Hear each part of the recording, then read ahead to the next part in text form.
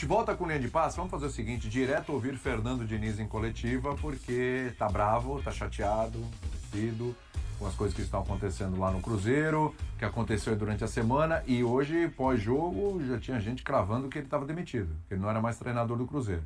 Nada oficial por enquanto, tá, gente? Bom você que tá em casa aí saber, por enquanto, nada oficial sobre esse assunto. Mas o Fernando Diniz comentou sobre isso na coletiva, vamos lá. Eu não tenho arrependimento do que eu faço, porque eu sou sério e trato futebol com todo carinho, com todo amor, e a minha vida vai seguir para frente. Eu me sinto extremamente desrespeitado, porque eu estou sabendo isso pela imprensa. O Alexandre Matos me chamou, que falou que tudo pode acontecer, mas uma coisa assim, muito vaga. Eu não posso admitir que uma pessoa me manda uma matéria numa quinta-feira, que eu estou sabendo disso desde quinta-feira, vocês sabem disso. A Itatiaia sabe muito mais do que vai acontecer comigo do que eu mesmo. Então eu acho um desrespeito muito grande, mas muito grande. Eu me sinto extremamente desrespeitado, porque eu tive inúmeras propostas de trabalho e vim aqui para trabalhar no Cruzeiro. Então para mim é um desrespeito muito grande, tá? Muito grande mesmo, que não teve clareza nas coisas. Então eu estou sabendo assim, eu recebo uma mensagem de quem manda numa quinta-feira pós-Grêmio. Aí na outra quinta-feira, eu já estou sabendo que eu estava demitido na quinta.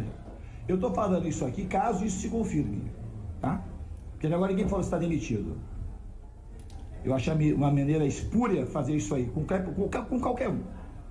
Caso isso não se confirme, que eu espero que isso seja mentira, que eu custo acreditar que uma pessoa chegar uma semana para sentar aqui até o final de 25, pelo menos. E depois de uma semana você está fora do negócio.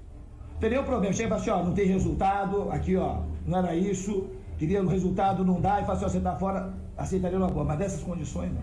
É muita falta de convicção, sabe? Destinatário aí tem nome e sobrenome, Pedro. 2.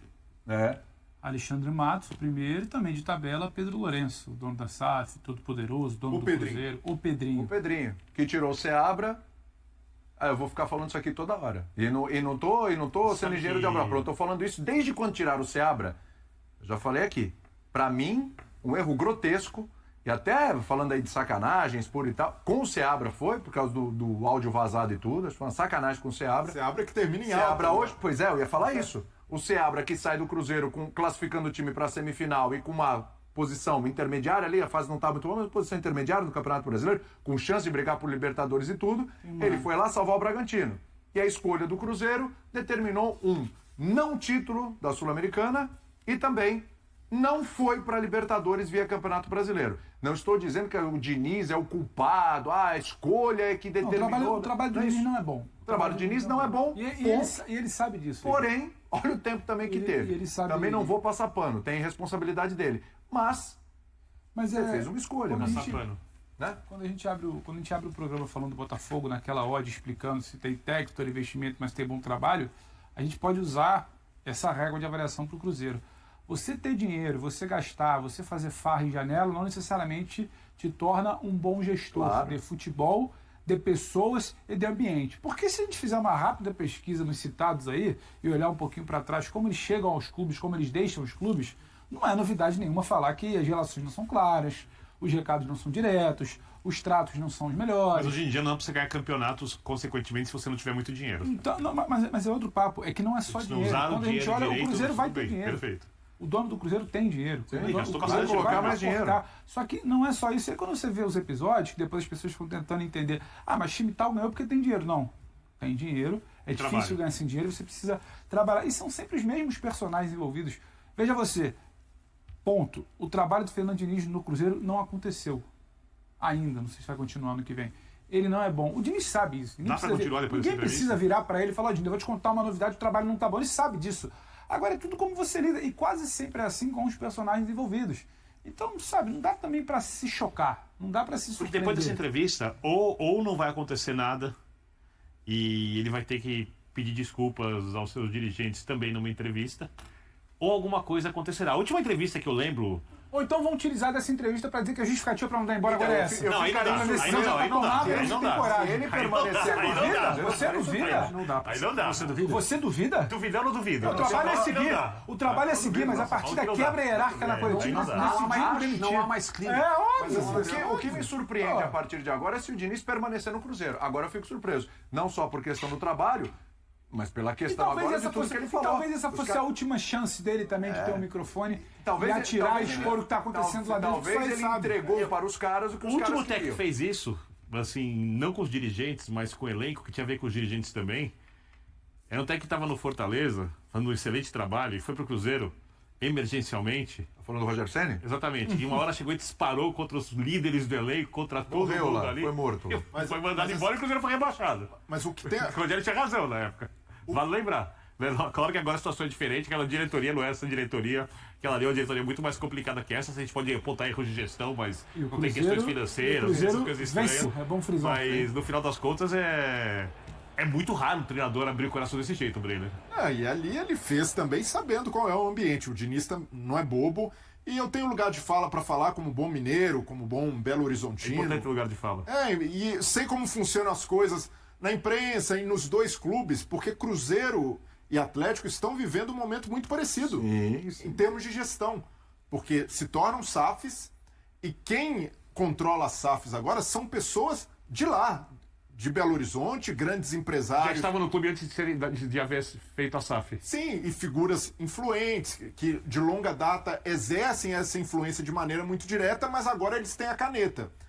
E qual é o grande problema? Tanto em Atlético quanto em Cruzeiro. Pelo fato dos caras serem de lá, todo mundo acha que a chegada de pessoas bem-sucedidas em seus ramos de negócios, no futebol é só apertar o botão, colocar dinheiro e vai funcionar automaticamente. E tanto o Pedrinho quanto o Meninho, os 4 R's no Atlético, são muito sensíveis à opinião pública e ao que as pessoas ao redor dizem. Então, o Pedrinho, quando solta aquele áudio lá, que acaba culminando na saída do Seabra, é porque é... Gestor. Mas é porque é muito suscetível à crítica. Mas o Pedrinho não é o único. Se dói com isso. E do lado do Atlético, a mesma coisa. Os Menin, Ricardo Guimarães, são pessoas que têm um ego inflado e que muitas vezes não sabem lidar com esse provincianismo que é tão prejudicial ao futebol mineiro. É um provincianismo de achar que é só o cara...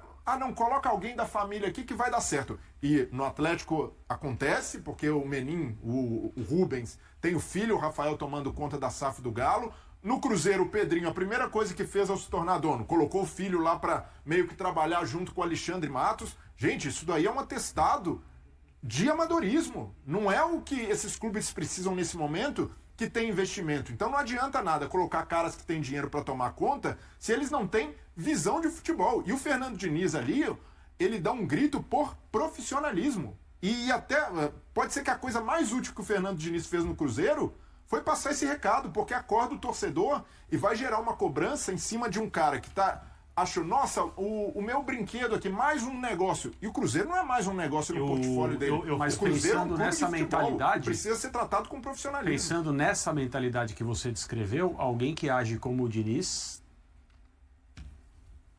Não tem vida longa.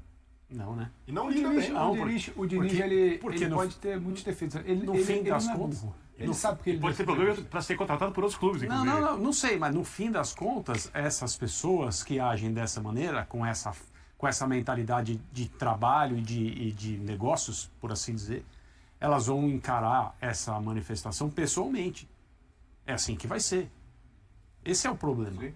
A coisa toda é muito personalizada, porque é difícil, é preciso ter gente muito capaz e muito ciente do que é o seu papel como proprietário de um clube de futebol, e hoje no Brasil eles existem, são os donos do departamento de futebol, não necessariamente do clube, da associação, mas mandam no futebol com o seu próprio dinheiro, respondem por ele, etc.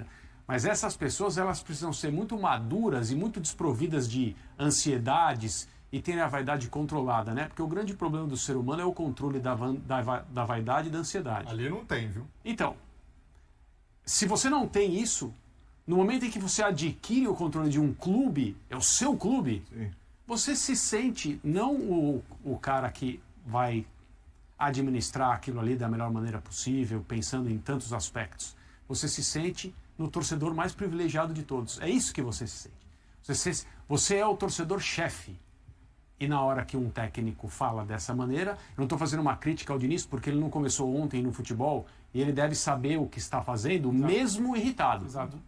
Mesmo irritado. Mas pensando na cabeça e na maneira de agir das pessoas que comandam o Cruzeiro hoje, eu acho complicado ele continuar. Eu não os conheço para poder falar se eles são muito ansiosos ou muito vaidosos.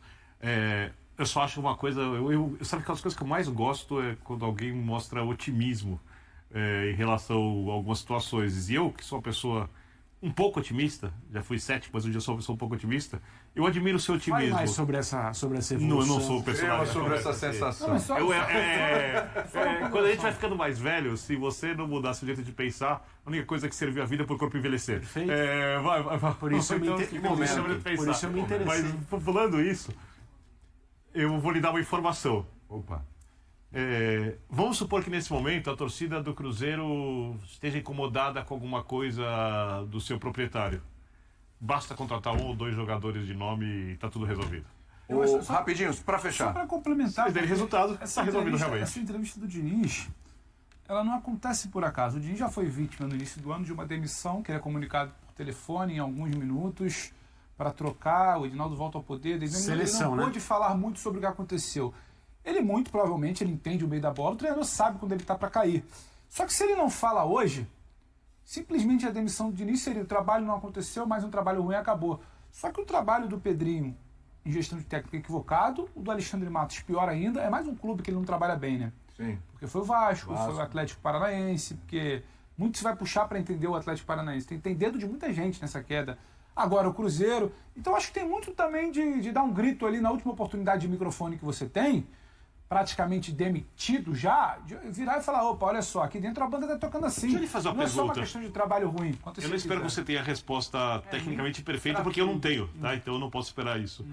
Depois do que o Diniz disse, você, caso mantivesse o Diniz, trocaria o seu gestor de futebol? É mais fácil o Pedrinho trocar o nome dele do que o Matos nessa virada de ano para ficar o Diniz. Eu fiz uma pergunta, só uma curiosidade. Não, mas só isso.